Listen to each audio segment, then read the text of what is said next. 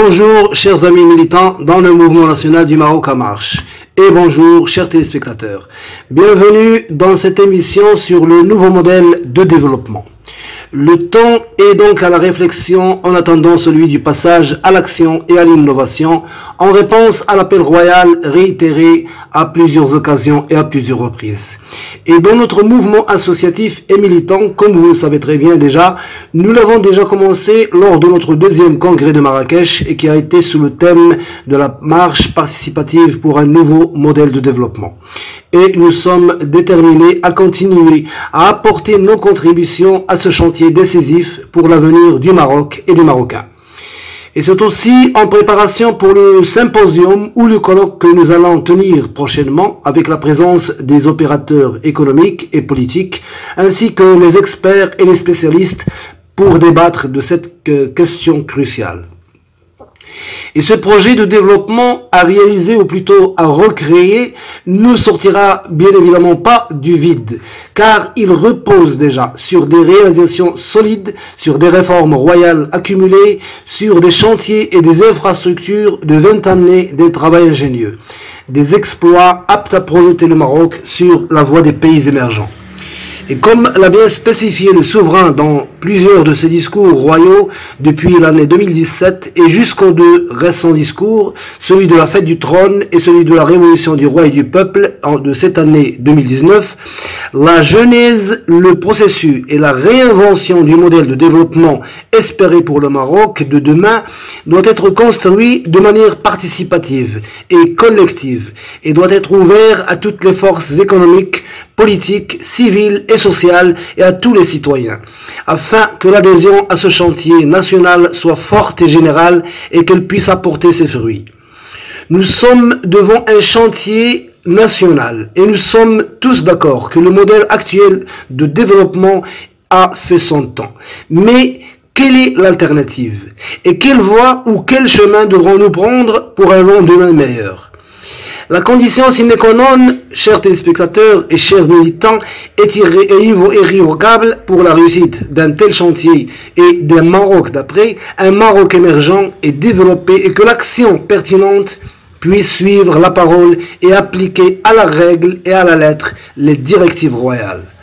Afin de renouveler la confiance d'abord de tous envers la politique et envers les politiciens, envers les bonnes volontés et envers leurs compétences à pouvoir transformer les attentes en programmes concrets et en chantiers développants.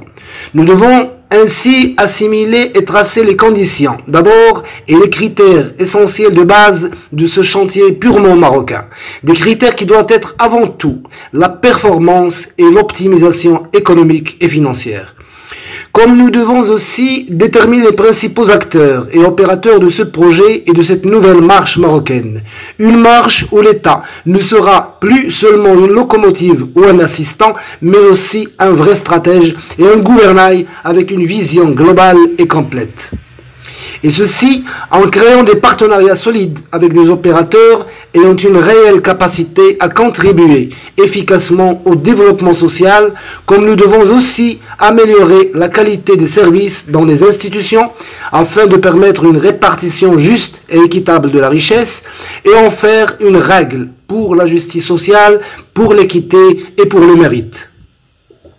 Recréer un nouveau modèle de développement, c'est aussi recréer les conditions saines de l'économie, où il n'y aura plus de place à l'économie de la rente, ni à l'informel, ni à la corruption politique ou dans l'administration ou dans le marché public. Une économie où prévaut la transparence et la concurrence claire et loyale dans les secteurs économiques comme dans les secteurs financiers.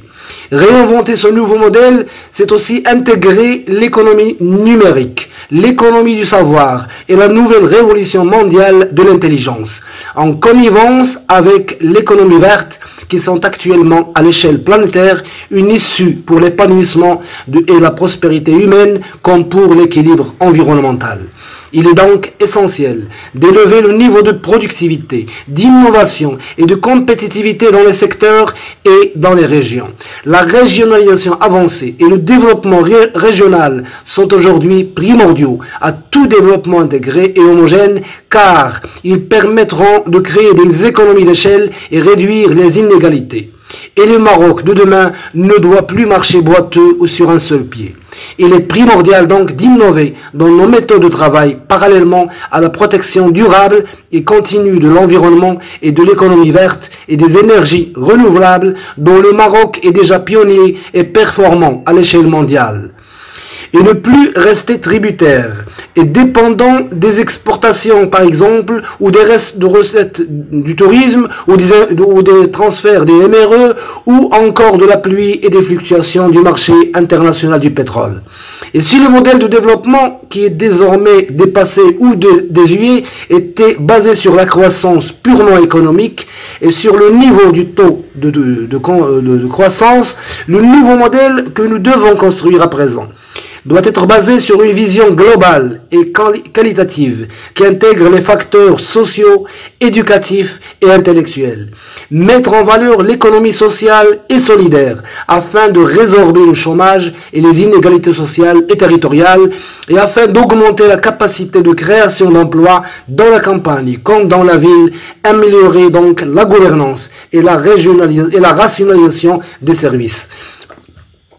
Accélérer la diversification productive et de valeur ajoutée et augmenter la compétitivité et l'attractivité de notre production nationale et notre marché intérieur d'abord et orienter nos produits vers l'exportation, ce qui nous permettra un développement inclusif avec un pilier industriel national qui ne dépendra plus seulement des délocalisations des investissements internationaux parce que ou car eux peuvent être fluctuants et non permanents.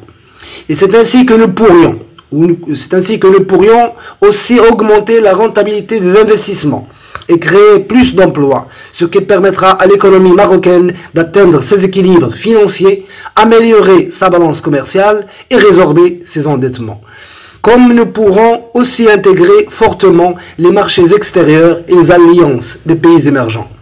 Le travail qui nous attend donc, chers amis militants, est une vraie révolution de l'intelligence marocaine, une révolution intellectuelle et d'éthique, un défi de créativité et d'innovation à tous les niveaux et une mobilisation totale de nos capacités matérielles et surtout de notre capital immatériel et humain et de notre matière grise, car la matière grise est la richesse permanente et la ressource fondamentale de tout développement et de toute civilisation. Je vous remercie pour votre attention et à la prochaine émission. Merci et à bientôt.